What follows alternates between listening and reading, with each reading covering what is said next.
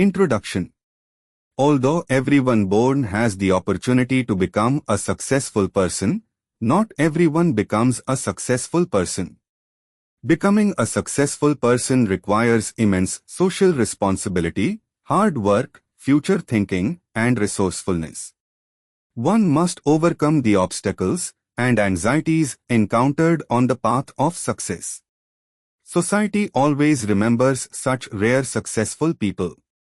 The aim here is to introduce the service rendered by them for the development of Kannada by achieving social, educational, administrative, and scientific achievements. 1. Nalwadi Krishnaraja Vodeyar. Nalwadi Krishnaraja Vodeyar was the 24th king of the Vodeyar dynasty of the Mysore state. His reign lasted from 1902 to 1940. Although Nalwadi Krishnaraja Vodeyar was crowned in 1895, he was only a 10-year-old boy, so his mother, Maharani Vani Vilas, acted as regent. The Maharani closely supervised the prince's proper education and administrative training, resulting in Nalwadi Krishnaraja Vodeyar becoming an able ruler of the Mysore state. Model Mysore. From 8 August 1902, the direct administration of the Mysore state came under the control of Krishnaraja Vodeyar. With the cooperation of Sir K. Seshadri Iyer, who was the Diwan at that time, Nalwadi Krishnaraja Vodeyar was committed to the all-round development of the Mysore state. During his reign, the Mysore state witnessed a development that no other state in the entire Indian subcontinent had witnessed, and the Mysore state gained the fame of Model Mysore.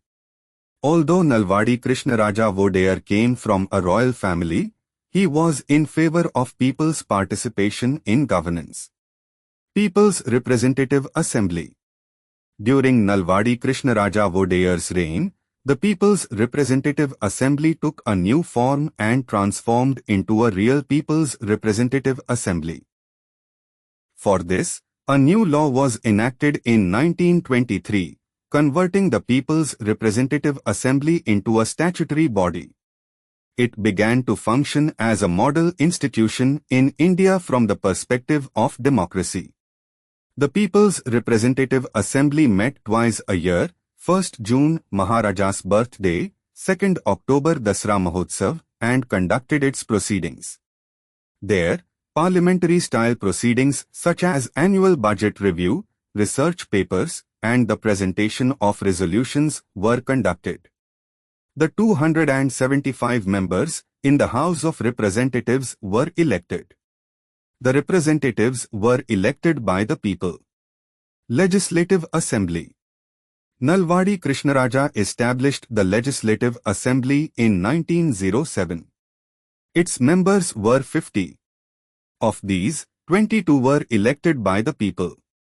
This body, which functioned like an upper house, met in Bangalore in the months of June and December. The Assembly had the power to review all the matters presented in the House of Representatives. In particular, the approval of the Assembly was required to enact any law. The Assembly also had the power to reduce government expenditure. Contribution. He created local bodies and facilitated administrative decentralization. Municipalities and Gram Panchayats started functioning. During his time, areas such as 1.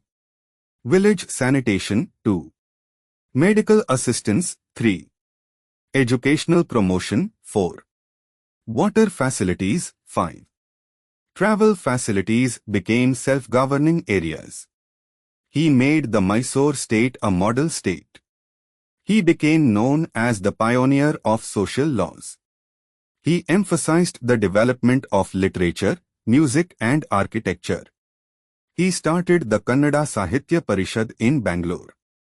Mysore, R.C. Kere, Bangalore Chikkaballapur, Chikkazaju Chitradurg, Nanjangudcham Rajanagar, Tarikere Shimogga Anandpur, all these railway lines were completed by 1931.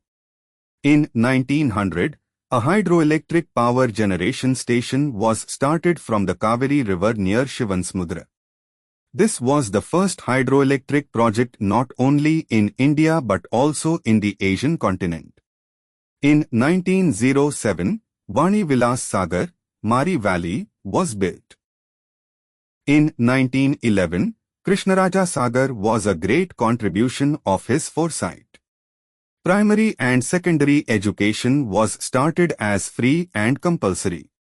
The credit for establishing the first university in the country, the University of Mysore, goes to Nalwadi. 270 free hospitals started functioning. In the commercial sector, the establishment of the Bank of Mysore is a symbol of economic development. Cooperative societies were established in 1906. Social laws implemented. 1909 Prohibition of the Devdasi system. 1910 Abolition of the Basvi system. Complete abolition of the Gezze Puja system. 1936 Prohibition of Prostitution Act, Widow Remarriage Act, Compulsory Education for Women. In 1914, caste consideration was banned for school admission. 1919 Abolition of secondary school education fees. 1927 For the first time, women were given the right to vote. 1905 Cooperative Labour Compensation Act. 1913 Mysore Village Court Act. 1918 brought and worked hard for the development of the country. They have worked hard for the development of the country by implementing the Gram Panchayat Acts. Sir M. Visvesvaraya. Unfortunately, we Indians are accused of being talkative and uncommunicative. You have gone beyond this in a big way. You have spoken less, you have done more. Let us learn from you. This is what Pandit Jawaharlal Nehru said about Visvesvaraya at the birth centenary celebrations held in Bangalore. Every word of his was literally attributed to Sir M. V. He was the pioneer of Indian modernity and set out to build a new nation on the foundation of practical thinking, selfless conduct, coherent scientific vision, planning and efficient administration. Visvesvaraya was born on 15th September 1860 AD as the second son of Srinivasa Shastri and Venkatalakshmamma. His ancestors originally belonged to the Mokshagondam Agrahara in Giddalur Taluk of Kurnool district. Due to some reason, he migrated to Karnataka and settled in Muddenhalli near Chikkaballapur. From the very beginning, his family had been named after his original place, Mokshagondam. Venkatalakshmamma had a desire for her children to study more and become great people. For that, she shifted the family to Chikkaballapur. Visvesvaraya's primary education took place in Chikkaballapur. Under the guidance of his uncle H. Ramaya, he completed his secondary education at Wesleyan High School in Bangalore and completed 2 years of intermediate and 3 years of BA degree education at Central College. He was disciplined in his studies and had a firm determination to achieve great things in life. He had the talent and mentality to match it. Using the scholarship provided by the then Diwan of Mysore, C. Rangacharlu, he obtained first place in his diploma education at the College of Engineering, Pune and also won the James Berkeley Prize. He won. Visvesvaraya started his service in the Public Works Department of the Bombay Province in 1884 as an assistant engineer. He was successful in constructing the upper branch of the Panjara River irrigation canal flowing in Khandesh and Nashik districts and won the appreciation of his superiors. On the instructions of the Bombay government, he successfully completed the task of supplying drinking water to the town of Sukkur in the Sindh province. Lord Sandhust, the then governor of the Bombay province, praised him openly. He installed automatic gates in the Peep Reservoir, which was the water base for the Mutha Canal in Pune.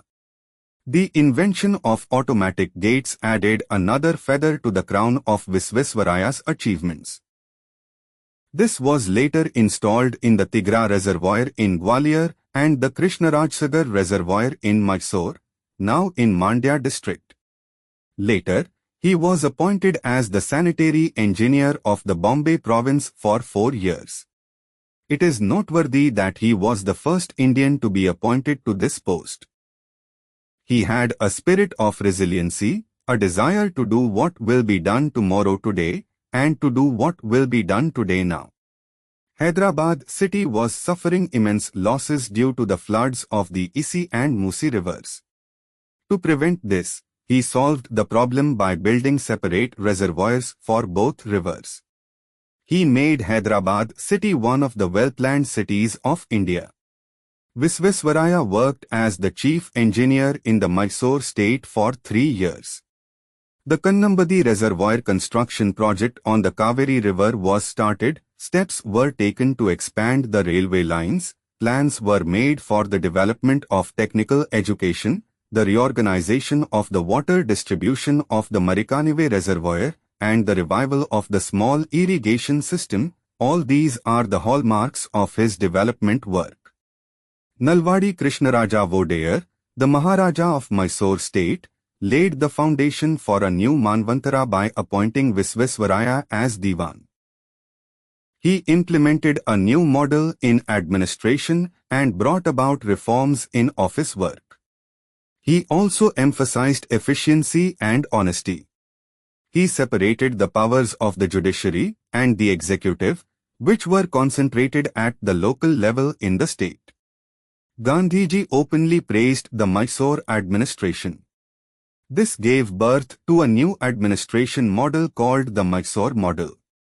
Visvesvaraya believed that modern education was the ultimate solution to all problems. Knowing that education is the lifeline, he formulated various education schemes. For this, he implemented the Primary Education Act in 1913.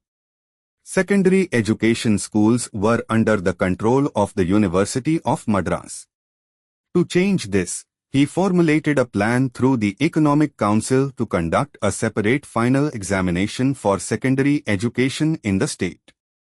The establishment of the University of Mysore was another fruit of his vision. Realizing that education should be for the sake of education. It should not be the property of a few but should be the birthright of all in a progressive state, he gave priority to technical and professional education.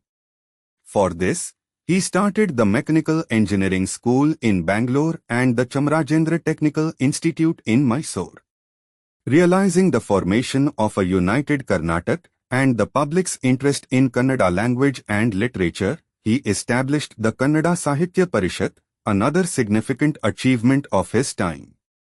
Visvesvaraya gave top priority to industry. He declared industrialization or decline. His big goal was to establish the iron and steel factory at Bhadravati. Apart from this, a tile factory, a bone and fertilizer manufacturing plant, a sugar factory, a pharmaceutical manufacturing unit, sandalwood oil, matchstick and paper factories were established. Soap and metal manufacturing, arts and crafts depot, Krishnarajendra cloth mill, paper pulp, cardboard, pencil, match and furniture manufacturing units. Hundreds of industries were started. He changed the monetary policy with the aim of laying a solid foundation for the economic activities of the state. For this, he established the Mysore Bank in 1913. Later, savings banks came into existence. Feeder banks and handicraft investment and development funds were created for the development of industries. He implemented a public life insurance scheme. He strengthened the cooperative sector to provide credit facilities to farmers and handicraft workers. He established provincial cooperative banks. He found a new perspective in the budget to facilitate the measurement of the impact of development works by increasing the state's assets and bringing in revenue. Visvesvaraya, who grew up as a philosophical leader with a strong personality, as the proverb goes, "There is no grass that a goat does not touch," was honored by the British government with the title of Sir. In recognition of his achievements, the Indian government presented the country's highest award, the Bharat Ratna. Several prestigious institutions and universities of the country honored him with membership and honorary doctorate degrees. A special stamp was released to commemorate the centenary of his great ruler. Even after retiring from the post of Diwan of the Mysore state, he continued on the path of national service. He used his mature experience for the development of the country. Examples of his literary creation are his works Reconstructing India, Plans Economy for India, and his autobiography Memoirs of My Working Life, Nation Building Plan for India. On 15th September 1960, a centenary felicitation book Sir M.V. was published. Sir M.V., who had completed a full life of 102 years, left this world in 1962. Engineers' Day is still celebrated to commemorate his birthday. Dear students, if you find these Hindi lessons explained in English helpful, please share this video with your friends. Subscribe to our channel for simple and clear lesson explanations. Check the description for links to other lesson summaries and join our WhatsApp channel for daily Kannada and Hindi lessons, useful phrases and grammar tips. Start learning today and speak confidently.